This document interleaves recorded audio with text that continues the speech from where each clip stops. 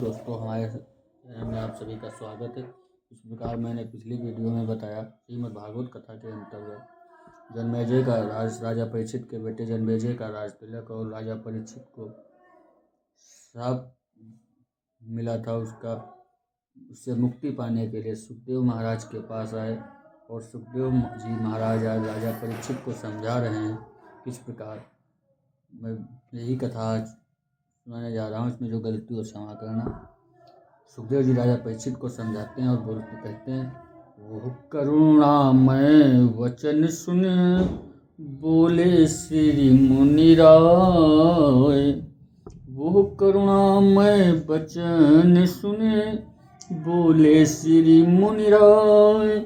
ईश्वर पर विश्वास कर राजन क्यों अकुलाए।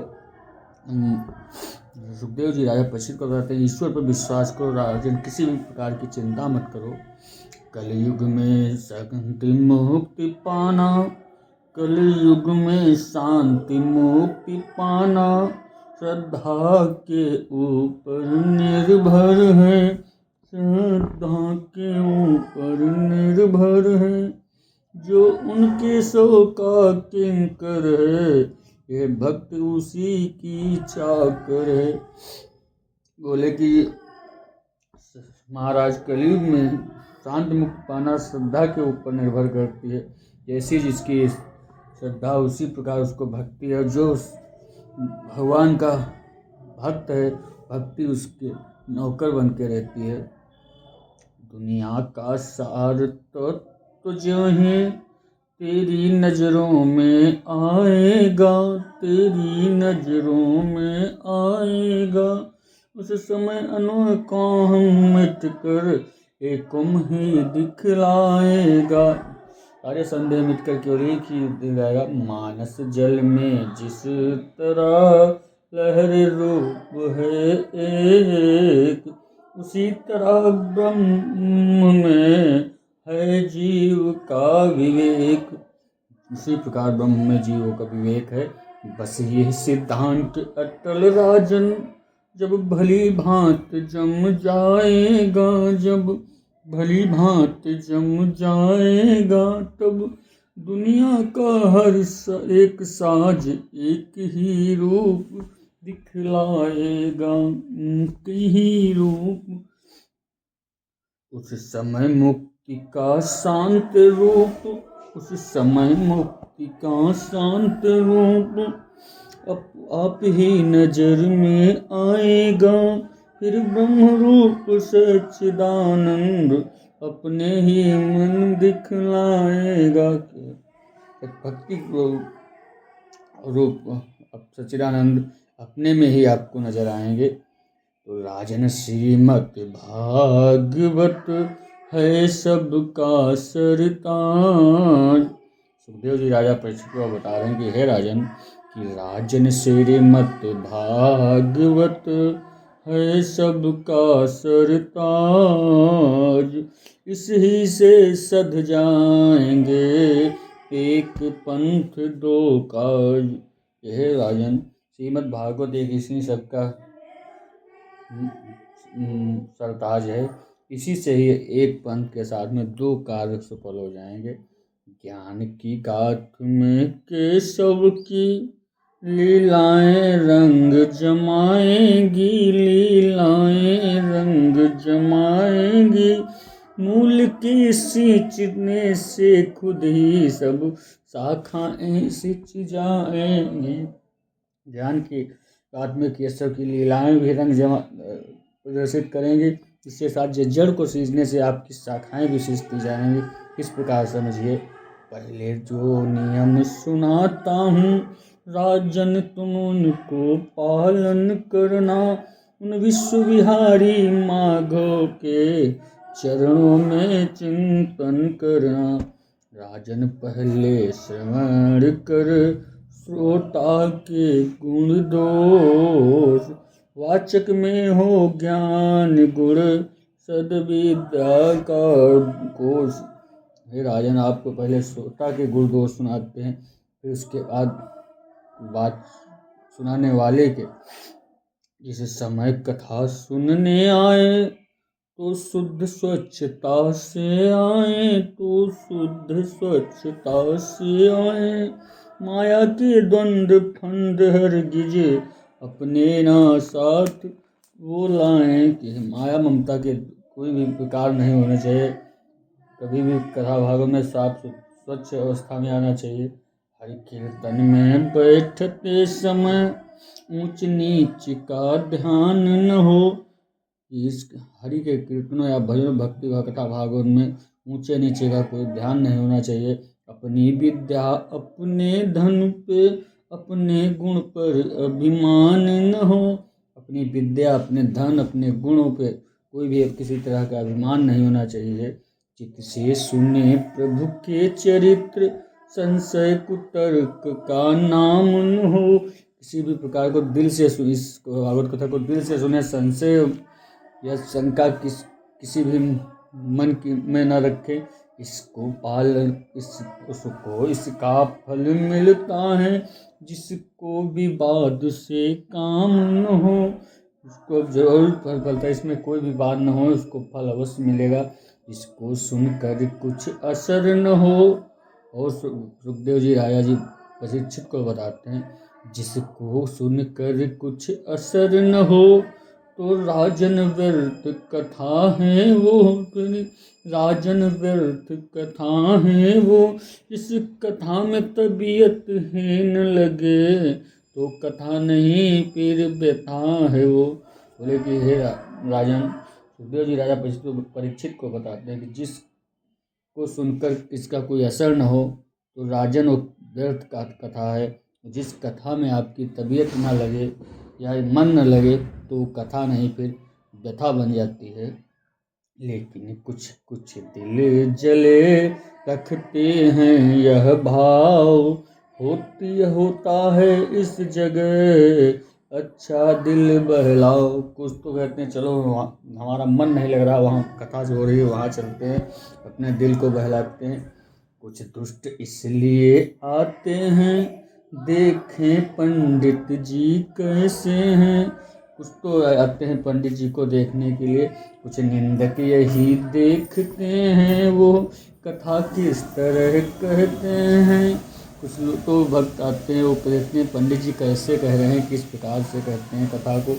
कुछ विद्या मद जत लाने को बीच में विवाद बढ़ाते हैं। कुछ विद्या का अपना प्रकाश करने के लिए बीच में एक विवाद करने लगते हैं। कुछ पापी विघ्न उठाने को झूठी खिल्लियाँ उड़ाते हैं। कुछ नीच परस्पर लड़ भिड़ कर लाठी डंडे चटकाते हैं। कीर्तन सुनने के बदले खून को बहाने जाते हैं। कितने ही दुष्ट दुराचारी बन भक्त कथा में आते हैं। पंडित जी कथा सुनाते हैं, लाला जी आँख लड़ाते हैं। प्रकार से सभी श्रोता और भक्त आते हैं कि कथा में विघ्न डालने के लिए। राजन जो हरि गाथ में करते हैं अपकर्म, वे स्वानों की मौत ही मरते हैं बेशर्म। हे राजन, जो इस हरि की कथा में ऐसे गलत कर्म करते हैं वे कुत्ते की मौत मरते, वो बेशर्म व्यक्ति कुत्ते की मौत मरते हैं। एक आसन होकर बैठे जिस एकाग्रचित को कर राजन, एकाहारी बन कर नरेश हरि के पद मन में धर राजन। शांति के साथ करके प्रणाम नम्रता सहित घर हो जाए। श्री कृष्णार्पण फल को कर दे तो मुक्ति यहाँ से हो जाए। कृष्ण भगवान जी, अगर आप मन के कथा सुनो तो ये मुक्ति है अवश्य मिल जाएगी यहीं से। राजन अब तू श्रवण कर कल्प कल्प की गाथ, कहने आनंद से जय श्री त्रिभुवननाथ। आइए चलते हैं। हर तरह हम श्याम सुंदर के सहारे हो चुके, हर तरह हम श्याम सुंदर के सहारे हो चुके। है या देवकी नंदन हमारे प्राण प्यारे हो चुके। है यही चारा यही वश, और बोलो क्या करें। हो सके हम जिस कदर माँ या से न्यारी हो चुके, हम हर तरह श्याम सुंदर के सहारे हो चुके। तुम सुनो या मत सुनो, हम तो सुनाते जाएंगे। तुम हमारे हो न हो, हम तो तुम्हारे हो चुके। लाभ हो या हानि हो, रट न छोड़ेंगे कभी। बस यही अभियोग साधन, व्रत हमारे हो चुके। हम हर तरह श्याम सुंदर के सहारे हो गए। और तृतीय स्कंद की तरफ प्रवेश करते हैं। जहाँ 12 अवतार हिरण्याक्ष वध की कथा है। कथा आगे सुखदेव जी ने राजा परीक्षित को बताया है, राजन आप 12 अवतार, प्रथम कथा 12 अवतार हिरण्याक्ष वध की जाती है। और उसी प्रकार चलते हैं आगे। नहीं कहेंगे हम यहाँ सब भगवत पुराण, नहीं कहेंगे हम इस जगह सब भागवत पुराण। कहना है केवल हमें मुख्य मुख्य आहान। वे भरते थे हर जगह ज्ञान भक्ति भांडार। अब खाए जाती हमें उपन्यास की मार। पग पग पर वे प्रगटाते थे त्याग के विशेष ख्याल। यहाँ तिल तिल पर तो आदि शेर आटे का फकत सवाल। यहाँ जीवन थोड़ा सांसें थोड़ी, उन सांसों में भी अंधे हैं। ये दो मोह के झगड़े हैं, फिर नीच पेट के धंधे हैं। बोले थोड़ी जीवन थोड़ा सांसें, लेकिन क्या किया जाए, पेट का कारण ये सब धंधे हैं। नारायण के हैं यहाँ कुल 24 अवतार। लिखा है उनका चरित्र अपने बल अनुसार। नारायण का, श्री नारायण परमपिता परमेश्वर के यहाँ 24 अवतार हैं। लिखा है अपने हिसाब को लिखा है। सर्वप्रथम आता है सनकादिक की उत्पत्ति। सनक सनंदन सनातन एवं सनत कुमार। सनक सनंदन सनातन एवं सनत कुमार। विश्वंभर का विश्व में है पहला अवतार। ब्रह्मा ने जिस समय रच डाला संसार। करना चाहा जगत का और अधिक विस्तार। सनक सनंदन सनातन एवं सनत कुमार उसमें पहला अवतार है। ब्रह्मा जी ने इन सबको रच दिया और सृष्टि का विस्तार करना सोचा चाह रहे थे। तब सनक आदि को प्रगटा कर आशा की हाथ बढ़ाने की। पर जन्म योगियों के मन पर साया न पड़ी समझाने की। वे बोले प्रभु इतना वर दो, प्रभु के यश में हम सने रहें। माया ममता से बचे रहें। 5 ही वर्ष के बने रहे। ब्रह्मा को देना पड़ा इसी भांति वरदान, किंतु ठिठाई देख कर बदल गया कुछ ध्यान। ब्रह्मा ने ये सोचकर उन 5 को वरदान दे दिया और कुछ ब्रह्मा जी का ध्यान भटक गया। वरदान देते समय हुआ क्या, भक्ति भग से उसे समय हुए रुद्र भगवान। प्रगति जिस दिन से जगत में तमोगुणी संतान। भक्ति से भ्रग से उस समय रुद्र भगवान हुए, जिससे तमोगुणी संतान उत्पन्न हुई। ब्रह्मा बोले, हे रुद्र, अगर हो यों ही संतति प्रगटाओगे तो धर्म कर्म उठ जाएगा, सृष्टि को व्यर्थ कराओगे। इसलिए हमारी सम्मत है, तामसी सृष्टि मत सृजन करो। सृष्टि के योग्य बनना हो तो कुछ दिन ईश्वर का भजन करो। तब करने को चल दिए वहाँ रुद्र भगवान। ब्रह्मा से प्रगति यहाँ अंगलादि संतान।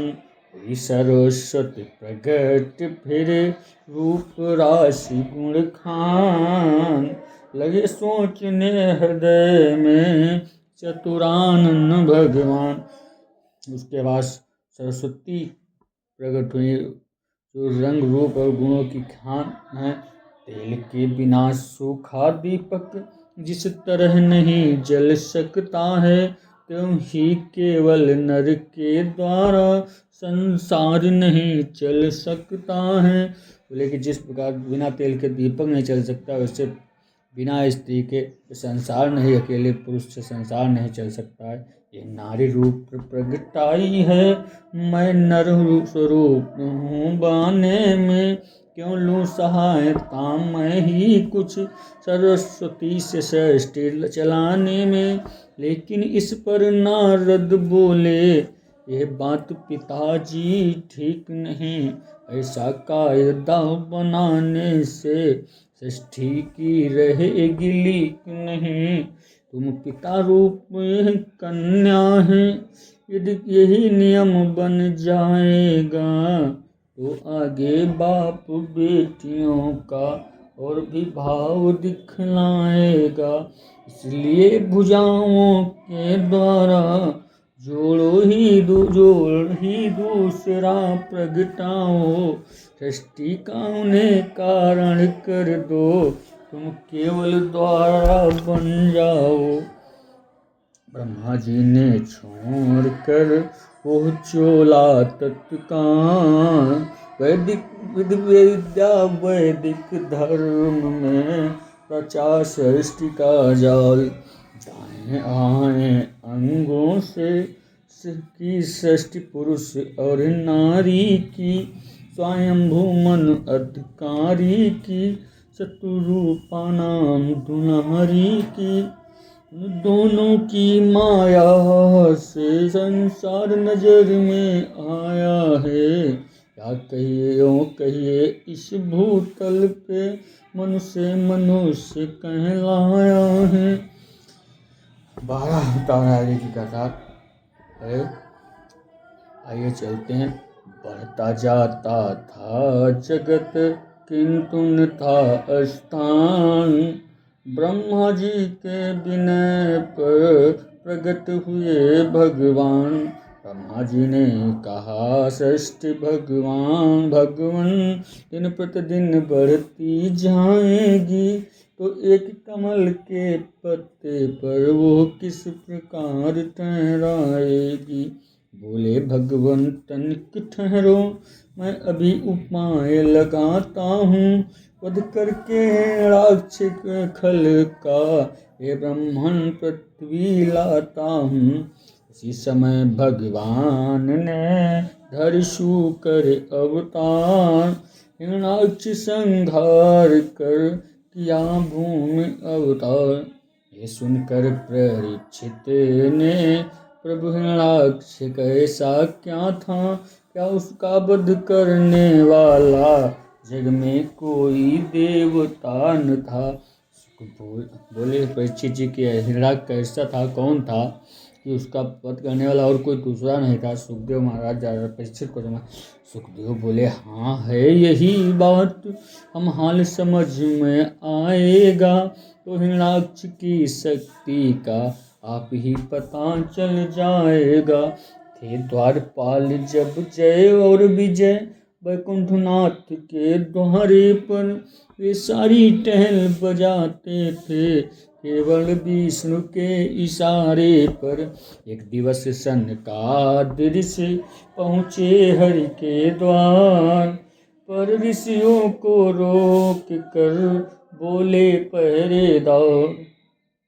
बोले जय और विजय जो वैकुंठ धाम में भगवान विष्णु के पहरेदार हुआ करते थे, उन्होंने ही एक बार सनकादिक ऋषि को द्वार पर रोक लिया।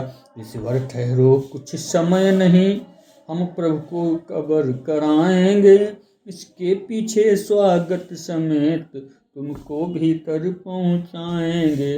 ऋषि बोले तुम तो ही क्या, विष्णु भी अगर बाहर आए तो हम उनको अपनी शक्ति नहीं, तो हम हम पर अपना शासन दिखलाएं। लेकिन अगर भगवान विष्णु भी आ सकते तो हम पर वो अपना शासन नहीं दिखला सकते हैं। पापियों जरा से पद का मद अपने आप टूट जाए, बल रखते ही शीश द्वारे पर वो द्वारा अभी छूट जाए। बोले 3 जन्म तक भूमि, उन्होंने जो सनकादिक ऋषियों ने जय और विजय को श्राप दिया था, इसलिए वो 3 जन्म तक भूमि पर रहो पिशाच समान, अब आगे मत कीजियो ऋषियों का अपमान। उन्होंने श्राप दिया 3 जन्म तक आप पृथ्वी पर राक्षस बनकर ही रहना पड़ेगा, क्योंकि इस शाप से छाया है हाहाकार। कण पकड़ कहने लगे दोनों पहरेदार, हे दयालु हे उदार, अब दया दृष्टि कुछ हो जाए, मिल गया सांप पाप के साथ, अपदान विनय मिल जाए।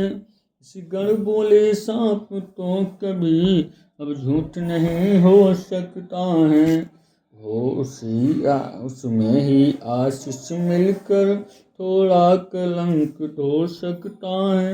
उन्होंने जय विजय को सनकादिक ऋषियों ने श्राप दिया। आज वो माफ़ी मांग रहे हैं तो सनकादिक ऋषि बोले कि हे जय और विजय, श्राप तो नहीं कम हो सकता, लेकिन हाँ थोड़ा कलंक इसमें से कम जरूर हो सकता है।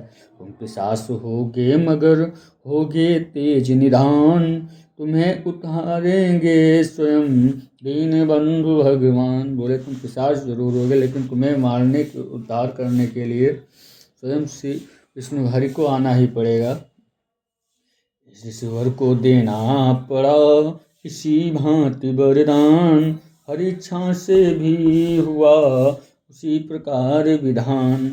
बांधन पाए थे अभी सुरगुण का बंधन, विश्व विजय को तब तलक निकल पड़े बलवान। यमक वरुण कुबेर सुरेश सूर्य दुर्दन के मारे दीन हुए, साही उठ गई जयमाने से सब निश्चर के आधीन हुए। शुकर भगवान भूम लेकर पाताल लोक से आते थे, इस हिरणाक्ष को फुसला कर मरने की राह सुझाते थे। नारद वो शक्ति सिंधु या शक्ति किसे दिखलाते हो, पृथ्वी को हरि है ले जाते तुम हवा यहीं पर खाते हो। हिरणाक्ष के हृदय में थी तो ऐसी चाह, क्या रोकी भगवान की झट आगे से राह। बोला ओ चोरन आगे बढ़, ये हिरणाक्ष की भांति है, चोरी से भागा जाता है, क्या लाज न तुमको आती है, तूने ही कई बार मेरे पुरखों का वध कर डाला है। पर सावधान इस ओर देख, अब है राक्षस से पाला है। जल कर रख पर भूमि को खड़े हुए भगवान, काट दिए सर दुष्ट का चक्र सुरर संतान। इससे आगे जगत में हुआ कपिल अवतार, किया जिन्होंने मोक्ष हित सांख्य शास्त्र निर्धार। इसे तृतीय स्कंद इस प्रकार समाप्त होता है। वीडियो अच्छी लगी तो लाइक शेयर कमेंट करें।